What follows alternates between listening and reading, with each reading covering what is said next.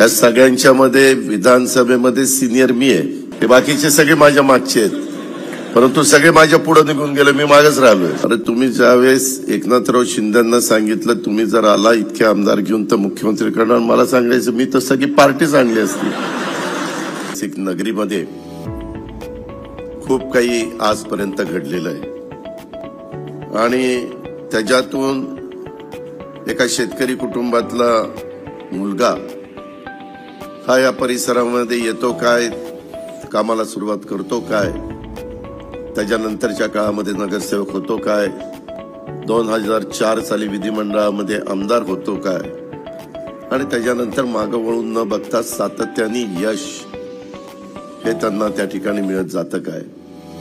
अर्थात तुमच्या सगळ्यांचे आशीर्वाद होते, तुमच्या सगळ्यांचा भरभक्कम पाठिंबा होता, त्यांचे स्वतःचे कष्ट होते, त्यांची जिद्द होती, त्यांची चिकाटी होती, म्हणूनच एकनाथरावजी शिंदेंच्या रूपाने हे सगळं आपल्याला सगळ्यांना बघायला मिळालं। तसं बघितलं तर माझ्या माहितीप्रमाणे देवेंद्रजींची टर्म 99 ला सुरू झाली, त्याच्यामध्ये एकनाथरावांची 2004 ला सुरू झाली। या सगळ्यांच्या मध्ये विधानसभेमध्ये सिनियर मी आहे,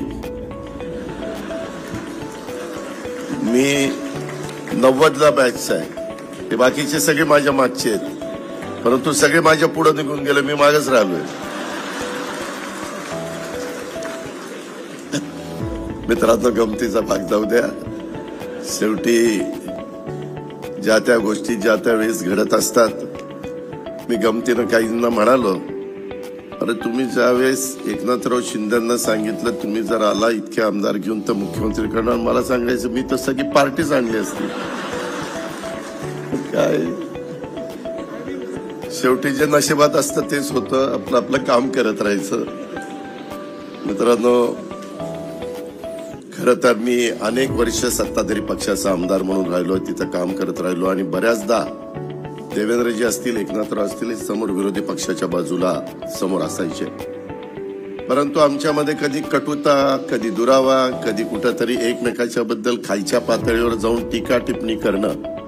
अलीकडच्या काळामध्ये माझ्यासारखा कार्यकर्ता विचार करत असतो, ठीक आहे काही राजकीय मतभेद होत असतात, काही घटना घडत असतात, परंतु तुमच्या माझ्या महाराष्ट्राला सुसंस्कृतपणा शिकवण्याचं काम हे स्वर्गीय यशवंतराव चव्हाण साहेबांनी केलेलं आहे। कशा पद्धतीनं ह्या राज्याने पुढे वागलं पाहिजे, सुसंस्कृत राजकारण कसं करायचं असतं, सर्वांना बरोबर घेऊन कसं जायचं असतं, परंतु ते अलीकडे तर काही बघायलाच मिळत नाही। कोण ढेकून म्हणतंय, कोण काय म्हणतंय।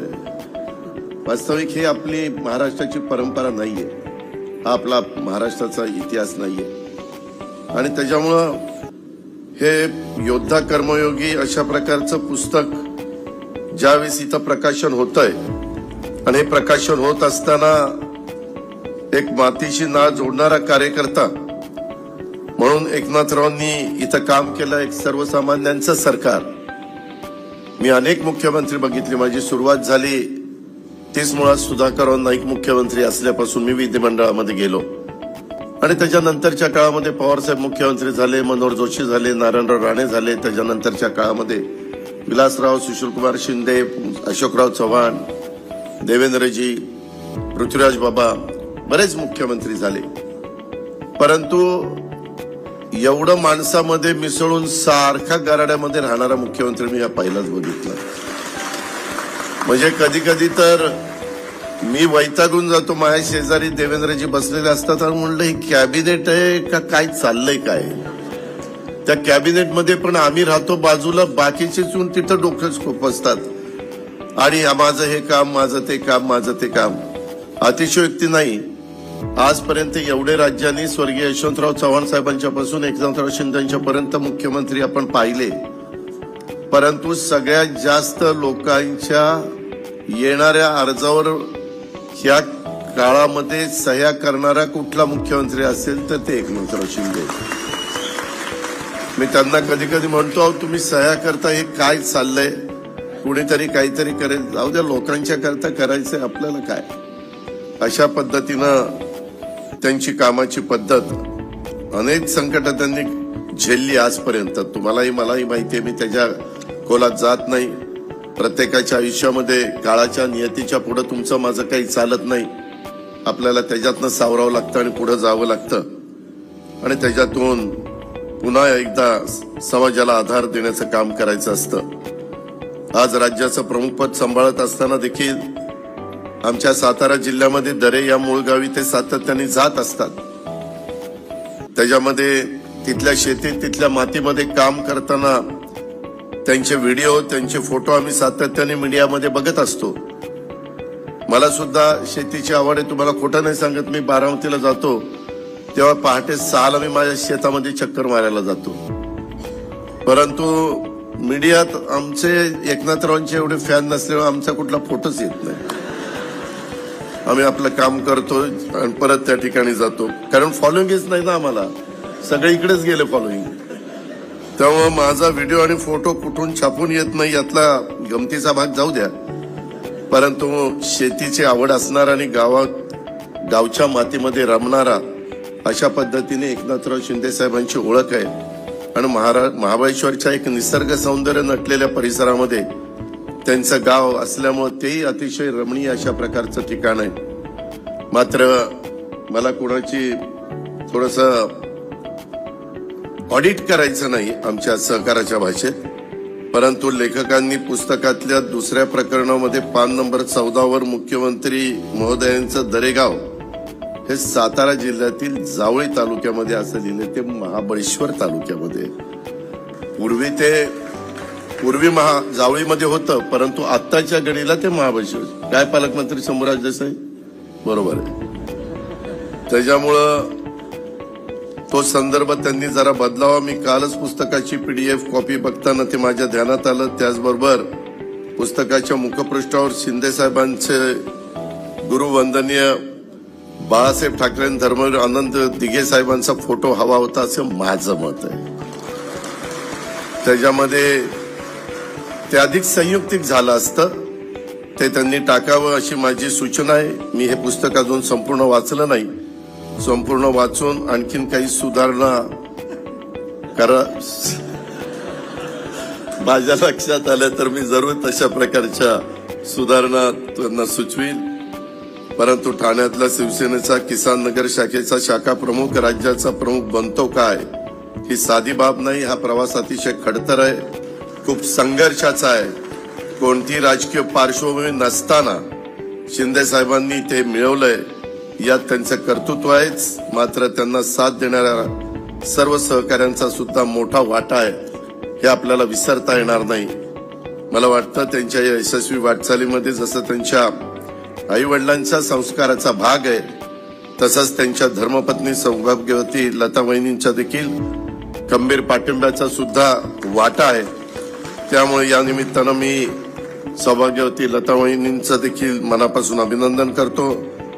शिंदे साहेबांच्या आयुष्यामध्ये आजपर्यंत अजून अनेक कटू प्रसंग त्यांनी झेललेले आहेत. ही पण गोष्ट आपल्याला सगळ्यांना माहिती आहे. एक कट्टर शिवसैनिक, एक धडाडीचा कार्यकर्ता, धाडसी नेता. शिंदे साहेबांचे अनेक रूपे या पुस्तकातून आपल्या समोर येतात.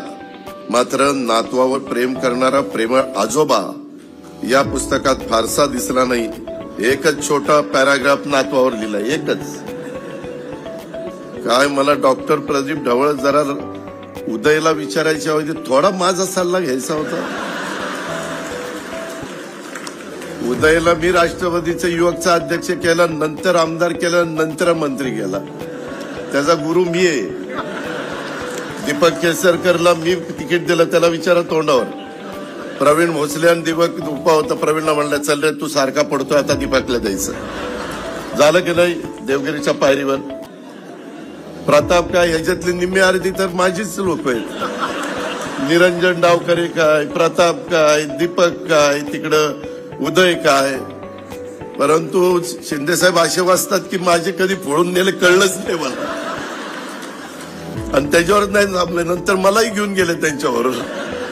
मित्रांनो, जास्त बोलत नाही कारण राज्यपाल महोदय बोलायचे, बरेच लोक बोलायचे. परंतु खूप चांगला एक वेगळा अशा प्रकारचा कार्यक्रम हा झालेला आहे. शिंदे परिवाराच्या दृष्टीनं पण अतिशय महत्वाचा आहे. शेवटी माणसाने आयुष्यात जन्माला आल्यानंतर काहीतरी मिळवायचं असतं, काहीतरी कमवायचं असतं. बरोबर कोणीच काही घेऊन जात नाही, परंतु खूप काही चांगलं काम ते त्यांच्या परीने करतायत. आज राज्यामध्ये दिलेल्या योजना बाकीच्या सगळ्या, आता उद्यापासून आम्ही दौऱ्यावर बाहेर पडणार आहे. एक सर्वसामान्य माणसांचं सरकार कसं असतं हे त्या ठिकाणी कृतीमध्ये दाखवण्याचा प्रयत्न आमचा सगळ्यांचा त्या ठिकाणी आहे. आणि त्याच्यामध्ये आज योद्धा कर्मयोगी हे एकनाथराव शिंदे साहेबांच्यावर लिहिलेलं पुस्तक प्रकाशनाच्या कार्यक्रमाला मला उपस्थित राहण्याची संधी मिळाली. त्याबद्दल मी उदयचं आणि त्यांच्या सगळ्या टीमचं मनापासून अभिनंदन करतो, कौतुक करतो. त्यांना पुढच्या वाटचालीच्या शुभेच्छा देतो. असंच इतरांच्यावर पुस्तकं लिहावीत अशाही प्रकारची सूचना त्याला करतो. थांबतो. जय हिंद, जय महाराष्ट्र. नवीन घडामोडी पाहण्यासाठी आजच आम्ही मुंबईकर 24 तासला लाईक करा, सबस्क्राईब करा आणि अपडेट रहा.